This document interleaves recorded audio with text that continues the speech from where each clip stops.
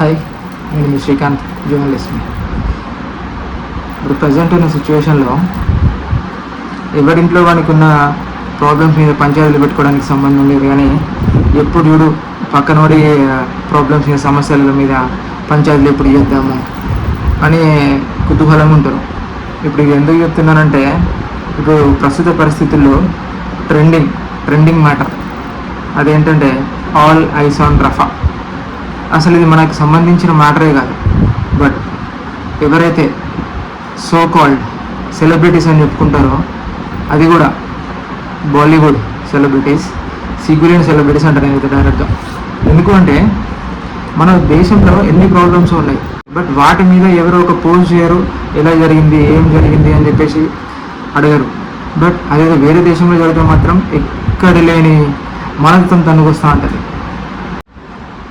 Instagram, X, Facebook, అవసరమైతే స్టేటస్లు, WhatsApp స్టేటస్లు పెట్టి మరీ దాన్ని హైలైట్ చేసిండు. అదే ఆల్ ఐస్ ఆన్ రఫా. ఇది అసలు మన దేశానికి సంబంధం లేని ముచ్చట. అయినా కూడా సో కాల్డ్ సెలబ్రిటీస్ అని చెప్పుకుంటారు కదా, బాలీవుడ్ యాక్టర్స్ అండ్ యాక్ట్రెస్. మీరు సెలబ్రిటీస్ అంటారేమో, కానీ నేనైతే తీవ్రవాది లెక్కనే పరిగణిస్తాను. ఎందుకంటే అసలు ఇజ్రాయెల్ చేసింది తప్పు తప్పు తప్పు, రఫా మీద దాడి చేయొద్దు అని ఇంత అరుస్తున్నారు. అసలు ఇజ్రాయెల్ దాడి చేయడానికి గల మెయిన్ కారణం ఏంటి? ఇందులో మన తెలుగు యాక్టర్స్ కూడా ఉన్నారు, రకుల్ ప్రీత్ సింగ్, సమంత. వీళ్ళ లైఫ్లో ఉన్న ప్రాబ్లమ్స్ని సాల్వ్ చేసుకొని సాధ కాదు, కానీ పక్క దేశం ప్రాబ్లమ్స్ సాల్వ్ చేద్దామని వస్తారు. ఏం లేదు, పక్క దేశంలో ఏదైనా అవుతుంది అని అంటే ఎక్కడ లేని మనత్వం వచ్చేస్తుంది ఆటోమేటిక్గా. అది తప్ప, అది రైటా, ఏం తెలుసుకోవాల్సిన అవసరం లేదు.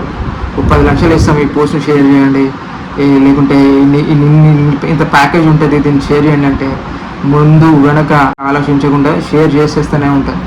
దానికి తగ్గట్టు ఇక వాళ్ళ ఫ్యాన్స్, నా హీరో షేర్ చేసేసిండు, లేకుంటే నాకు నచ్చిన హీరోయిన్ షేర్ చేసింది, దాన్ని షేర్ చేసేయాలా.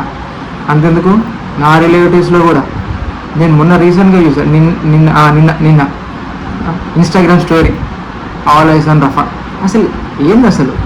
అక్కడ ఇజ్రాయిల్ హమాస్ అనే ఒక తీవ్రవాద సంస్థతోని 2 రోజుల నుంచి ఫైట్ చేస్తుంది, కానీ వీళ్ళు మాత్రం దేనికైతే సపోర్ట్ చేయొద్దో దానికే సపోర్ట్ చేస్తూ ఉంటారు. ఎందుకంటే వాళ్ళకు పరాయి దేశం నుంచి వచ్చే పైసలు కావాలి అంతే. అది తప్ప రైటా అనే సంగతి అసలు ఎవరికి వద్దు.